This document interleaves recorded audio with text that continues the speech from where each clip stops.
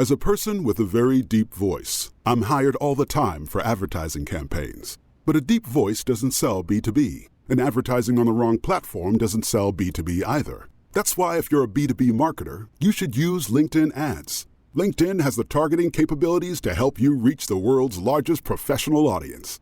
That's right, over 70 million decision makers all in one place. All the big wigs, then medium wigs, also small wigs who are on the path to becoming big wigs. Okay, that's enough about wigs. LinkedIn ads allows you to focus on getting your B2B message to the right people. So, does that mean you should use ads on LinkedIn instead of hiring me, the man with the deepest voice in the world? Yes, it does. Get started today and see why LinkedIn is the place to be to be. We'll even give you a $100 credit on your next campaign. Go to linkedin.com/MPN to claim your credit. That's linkedin.com/MPN. Terms and conditions apply. Entrepreneurs Enigma is a podcast for the ups and downs of entrepreneurship. It's got the wins and the fails that we all face being entrepreneurs, and how we learn from adversity. Every week I talk to a different entrepreneur with a story to tell. I'm Seth Goldstein. Come with me on the journey. This is Entrepreneurs Enigma. Let's get started.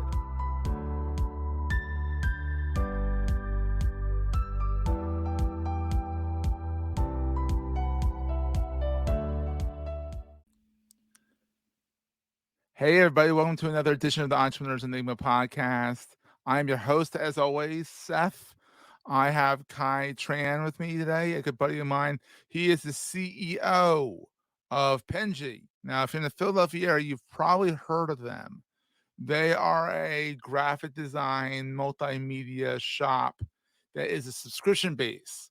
So you get to work with them on unlimited revisions. I guess unlimited is always one of those words I feel like it's kind of like within reason. Let's not abuse the privilege here, but it's a great shop, great product, affordable. So for the agencies, it's very easy to, use them and get the graphic designs that you need.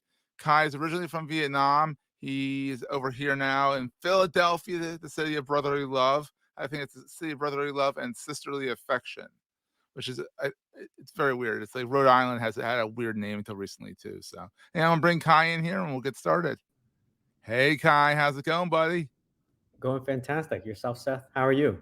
I'm doing well. I can't complain. I got you on the show, which I'm thrilled about. We've been talking about this for a little while now. And so tell me, how did this all get started? Have you always wanted to be an entrepreneur? That's a good question. No, I've actually never wanted to be an entrepreneur. I actually didn't know what the word means until I think love it. late Yeah. 20s.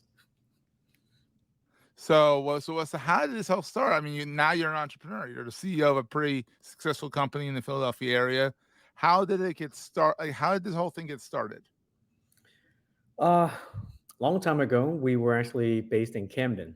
And the original company was actually called Waterfront Media. And at that time, myself and Jonathan, we were trying to do something useful for the city because there were a large population of just underrepresented individuals that were looking for job opportunities. So our idea was that, well, if we could bring more companies and startups into the city, of course, that would spark the job market there. So the campaign at that time was actually called Penji. It wasn't even so at the time it wasn't even a company yet. It was more a campaign. So a mission. Wow. Yeah, and what we did was we started I think like a blog. It wasn't even like a website that talks about this unlimited subscription idea where we were trying to be the first startup in the city. Because you wouldn't join the city if there were no other startups there, right? No, so you wouldn't be with other like-minded people, Yeah, so we want to get people here. We should be the first startups here ourselves. And so that idea, that initiative was originally called Penji. And we didn't really have expectations for it to go very far. And so what we did was we offer our service for free to all the nonprofits in the city. Yeah. And we were hiring interns to help accommodate the design needs, and myself and a couple other team members were doing all the designs. And so we didn't really make money off of Penji. You never did at the beginning, Yeah, and it was afterward. I think after we got we serviced the nonprofits. They started sharing a lot of the work that we did and started putting us into their newsletter. And then we started getting actual people, Oh, customers contacting us exactly saying, hey, can you also service us as well? Can you also and we'll pay you. We'll pay you. Exactly. yeah. And then we're like, oh, whoa, I mean, if that's the case, sure. Yeah. So we put together a quick landing page, and I think we accepted PayPal or something. It was really, really scrappy at that time. When was this? When was this? Like early teens? 2017. So this was right around, I would say, April, May 2017. Wow. Yeah, I remember hearing about you guys. I remember hearing that campaign and hearing the name Khai come out. And like, I remember hearing about there's something going on in Camden. Yeah. Other than a concert or violence. So it's a good thing. Of course, the city has an interesting city, but there's a lot of great people there, a lot of good organizations trying to revitalize the city and bring more opportunities to it. And we were trying to also help with that initiative. Well, fast forward, things went well. We got our first 10 actual customers, and we started like making actual income with it. And so at some point in 2017, myself and my co-founders thought, you know what, let's make a real company. Let's actually do this full time. And that's wild. And then we did. Were you doing things on the side during? Like, were you doing other jobs other than waterfront at that time? Yeah, we were doing a lot of things on the side to earn income. Didn't make a lot of money, but one of the major thing that we did was web development. We were just doing web development, SEO consultations, social media management. You named it, we probably did it. Honestly, you needed me to wreck your yard, I would. Yeah, there's a lot of hustling going. A lot of hustling. We didn't have any ambition for the company to grow to where it is today. And we're obviously exceptionally proud of all the people involved. Yeah. Oh, yeah. It's been fun to watch from afar and see how things have grown. Because you've been highlighted in technically the local tech crunch, I like to call it. Chris cringes when I compare it to TechCrunch. Chris is the CEO and editor of technically, but it's that kind of the technology blog of our area. And so I've been watching you guys grow. I was lucky enough to be on your show, which by the time this comes out, will have been out. So of course we're talking in the future, but about the past, it's kind of inception like here. We're going to take a quick break, hear from our sponsors, and get right back to the show. As a person with a very deep voice, I'm hired all the time for advertising campaigns. But a deep voice doesn't sell B2B, and advertising on the wrong platform doesn't sell B2B either. That's why if you're a B2B marketer, you should use LinkedIn ads. LinkedIn has the targeting capabilities to help you reach the world's largest professional audience. That's right, over 70 million decision makers all in one place. All the big wigs, then medium wigs, also small wigs who are on the path to becoming big wigs. Okay, that's enough about wigs. LinkedIn ads allows you to focus on getting your B2B message to the right people. So, does that mean you should use ads on LinkedIn instead of hiring me, the man with the deepest voice in the world? Yes. Yes, it does.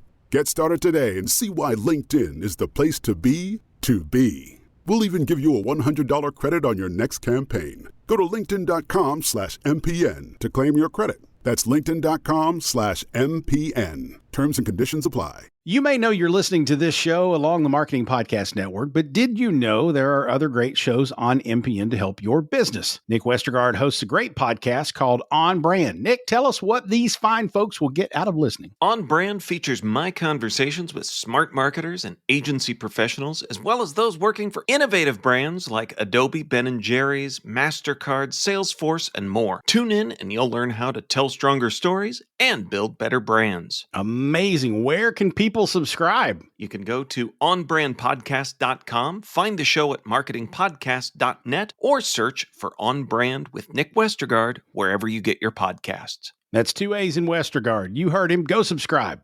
But so Khai, so you're originally from Vietnam. When did you come over here?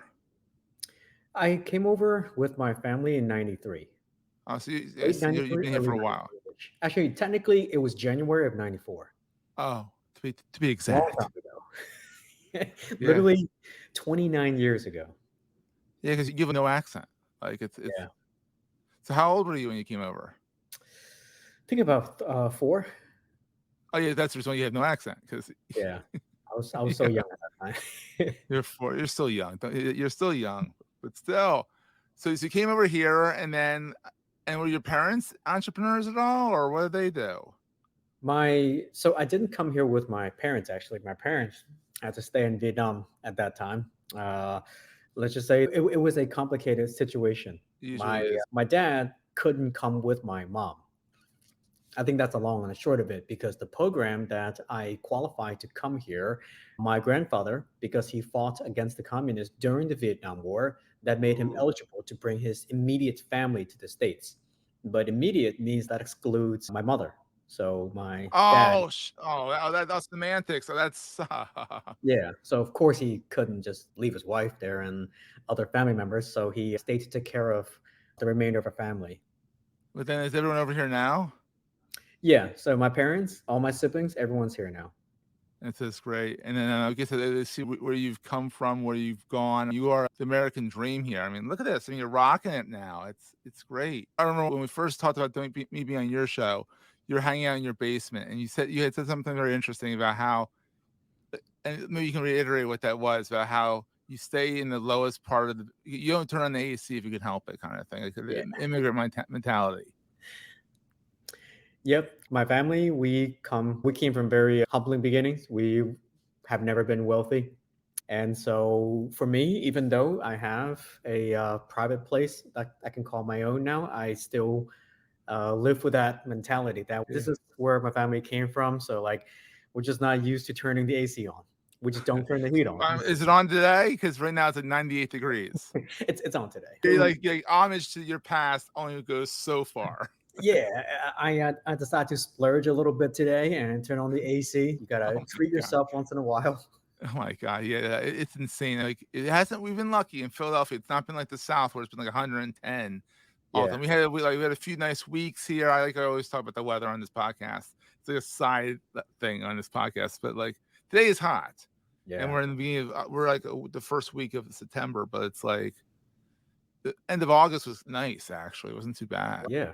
August just went right by. Like, and you blink, it's gone. Is it just me, or like? No, the older you get, the faster things go. So just wait. You think it's going fast? Wait till you're 42 like me. It goes really fast. September 1st was like yesterday, right? And then we had the weekend. It's almost the 7th. Yeah, exactly. And then today, September 7th. Like, what happened? What happened to the first week of September? Yeah, it was a blink. I mean, my kid went back to school, so that was kind of trying to get back in that flow of things. But anyhow, to get back to entrepreneurship here. What is the best thing about entrepreneurship in your mind? Because you did the hustle mentality, which is kind of entrepreneurship, but this is entrepreneurship, Penji. Yeah. What's the best thing about it? Difficult to say, because as much as I hate to admit it, it's luck. It is. The vast majority of it is, as much as we want to attribute talent, skills, hustle, late night hours, these things all affect the outcome for sure. But a large part of it really is just luck. And I can say that confidently because in my early 20s, I didn't have much luck with business. Right out of school, I started selling websites because I didn't have a real career path. So I was going around selling WordPress websites. Hey, there's nothing wrong with that. I still do that. No, nothing wrong with that at all. No, but when you're young, it's like, what am I going to do? Oh, I can build a website. Great. And you just start doing that. Yeah. I pretended to be an agency. It was just me. Like, I was a secretary. I was everybody in the company. And I would go out as the salesman. Listen, you just got to do what you got to do. You got to do what you got to do. Absolutely. Yeah. And it's the you eat what you kill model. So you get customers. It's so true. Eat what you kill. Stressful. Kill that Twinkie. Yeah, exactly. Done a lot of different startups and ideas, and each one, fails for various reasons. Never because you didn't work hard enough.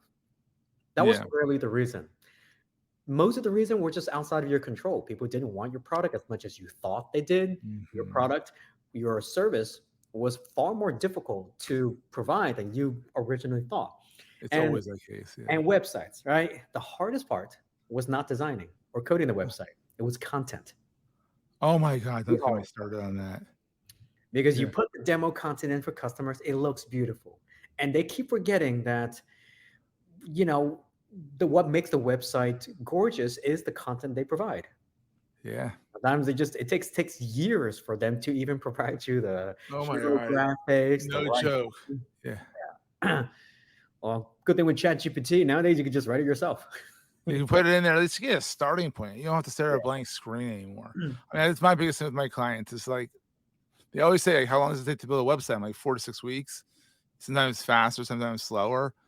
Almost always, and they say, "Well, that sounds great." I'm like, "But it's gonna be six to 12 months." And they're like, "Why?" I'm like, "Because you." Yeah, exactly. I'm like playing something, and I stop and I wait for them to respond. They're like, "Why me?" Because you will take forever to get me the content. Yep. Exactly. Every time, even sometimes, and I've had one client, and they were a CBD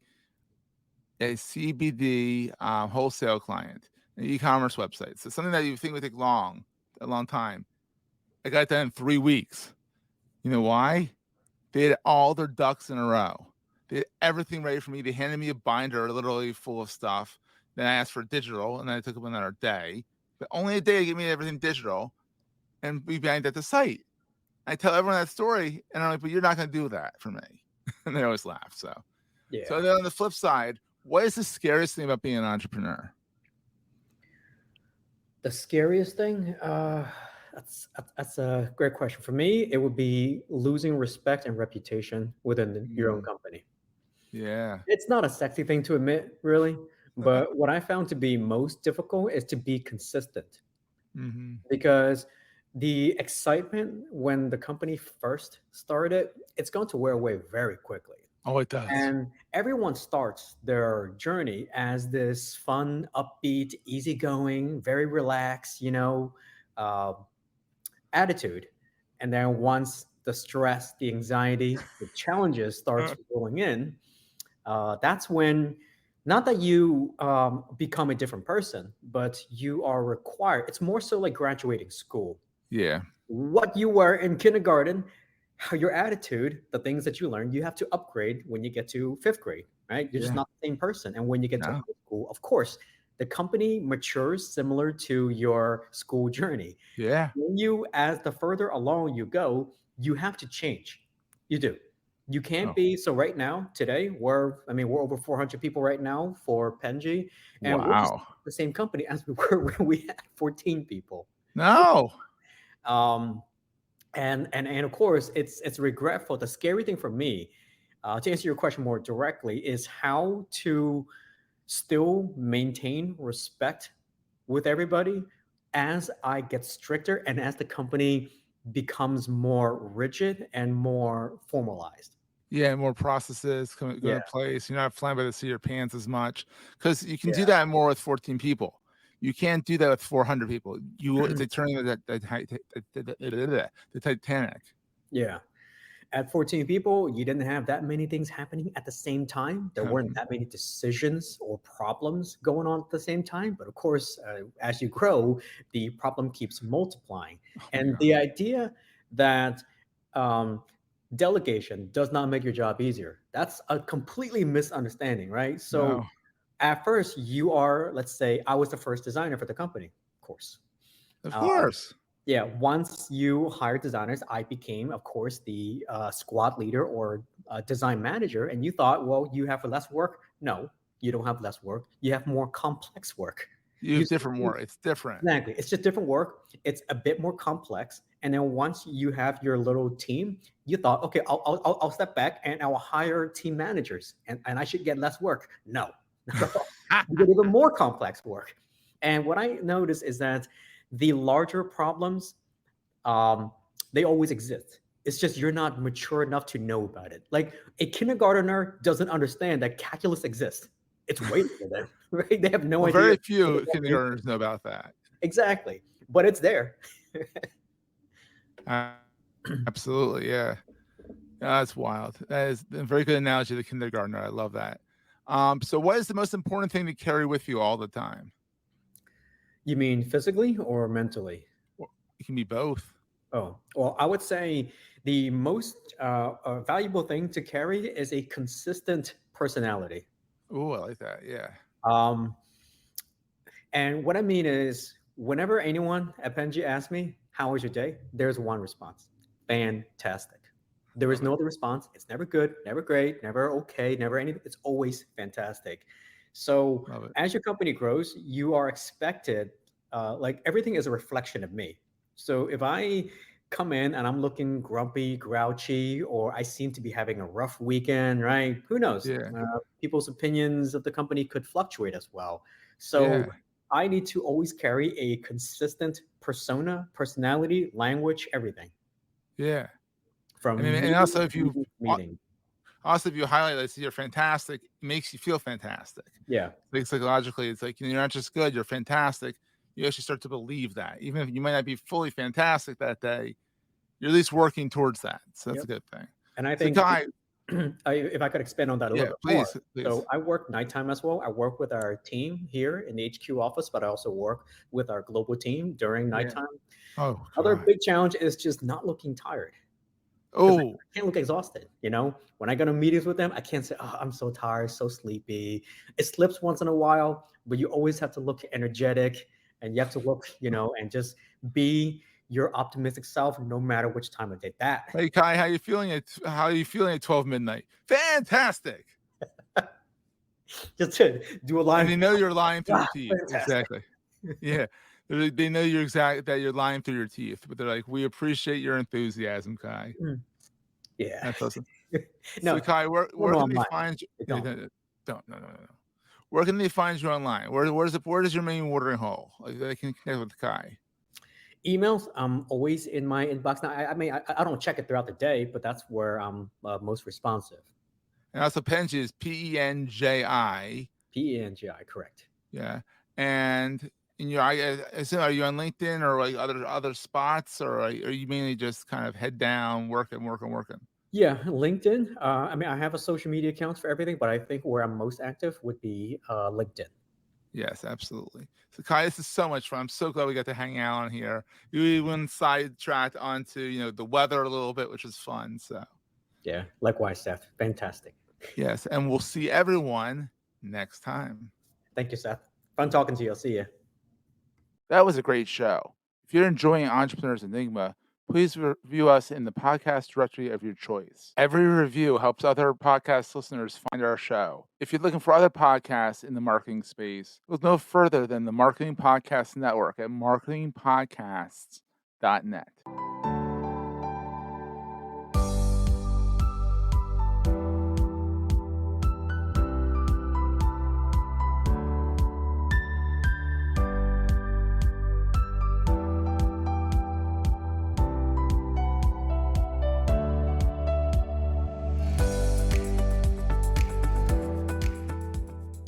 Goldstein Media hopes you have enjoyed this episode. This podcast is one of the many great shows on the MPN Marketing Podcast Network. You may know you're listening to this show along the Marketing Podcast Network, but did you know there are other great shows on MPN to help your business? Paul Furiga hosts a great podcast called Storylines Live. Paul, tell us what you talk about on the show. The most important story any business owns, its capital S story. The narrative that answers why someone would buy from, work for, invest in, or partner with that business. In each Storylines Live episode, we explore business storytelling and interview business leaders and marketing experts about their capital S stories. Awesome. And where can people subscribe? Go to wordwriteagency.com/storylines or find the show at marketingpodcast.net. or search for Storylines Live wherever you get your podcasts. You heard him. Go subscribe. This podcast is heard along the Marketing Podcast Network. For more great marketing podcasts, visit marketingpodcasts.net.